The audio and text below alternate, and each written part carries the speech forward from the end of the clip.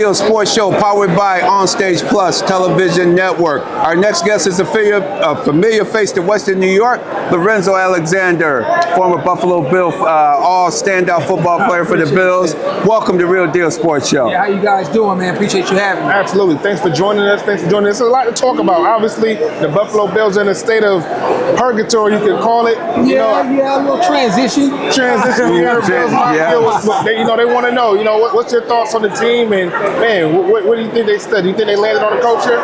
Yeah, I mean, obviously they got Joe Brady, and it's going to be a kind of wait and see process. He was there, fortunately, under Sean McDermott, who I have a lot of respect for, who really established the culture. So he doesn't have to do too much in terms of I got to come in and kind of recreate something.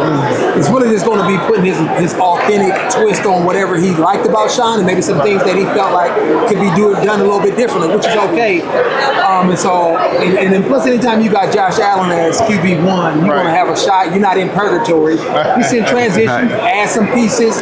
Hopefully, going into that new stadium, playing on grass more consistently, that'll help with some of the injuries. Absolutely. Right. And then just another year of growth for Josh of learning how to really own the moment. And sometimes that's what we need. We just got to go through a lot of failure. And I know Buffalo's been through so much. It's it's got to be our time. Right. But I'm definitely hopeful, especially with Josh and a lot of the guys that are still on that roster, that they'll be back next year playing for an opportunity to play in the Super Bowl. And you mentioned a key thing about injuries. How were you able to play for so long and with very few we're not missing too many games? Right. Well, I'm from Oakland, California. We built a little different out here. Oh, I see. So, yeah, you got to grind a little different. There was some games that, and the culture's different too, right?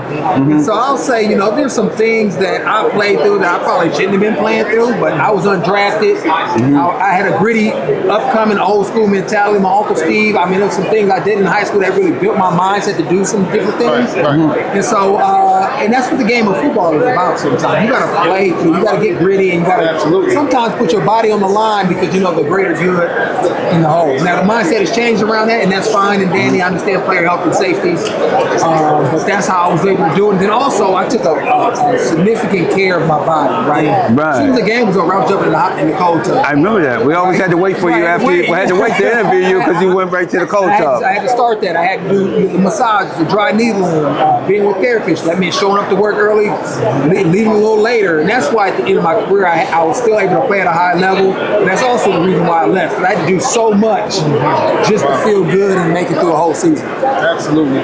Yes, indeed. And how was it? So you tell our audience today, you're here talking about American Diabetes Yeah, so it's organization something that I have seen firsthand from my grandmother, who I lived with from probably 0 until she passed when I was about 11, and then my Uncle Steve, who was my coach, my mentor, really filled that role for my father, who was also diabetic, had renal failure because of it, had to dialyze because of it, and that really impacted his livelihood. He could no longer work. If he has to dialyze, you literally have to go get a blood transfusion 3 times a week. Was what he was doing, and he was coaching us on top of that, as well as being a husband and father. So I got to see how tired he was and how that impacted him and his family. But and 1 to 2 Americans have diabetes, and it's actually something you can control with diet and exercise, right? And so understanding how you're eating and are you predisposed to it, and really understanding family history, and especially in the Black community, right? Really understanding, hey, let me go to my doctor, let me get screened, right? So I understand where my health is. So if you're in the know, you can be proactive as far as change some things that can help you be around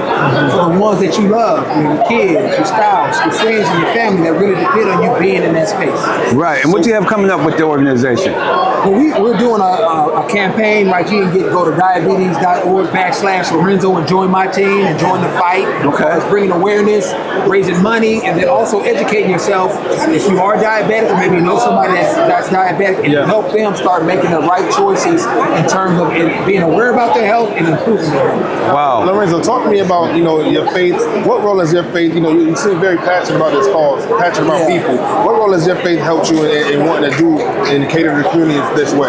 Yeah, well, I realize that the gifts, the experience that I have are not just for my own reward, right? It's really for me to learn and grow and help other people impact their lives, right? So it starts at home with my wife and my kids, and then it extends out to people in my circle in the community. And I realize I'm a product of that as well. I mentioned my uncle, right? Married kids. Right. I wasn't his responsibility, but he stepped up for me. And a ton of other young men that he coached in high school, and I saw that. And so standing on other people's shoulders like him, I want to leverage my platform and resources to help other people maximize the ability that they've been given by God as well, right? So I'm always talking about, right, the fruit of the Spirit, understanding who you are in Christ, right, that you got a power of love, power and a sound mind. I want people to abide in that because that's ultimately how you elevate and be impactful in everything that you do.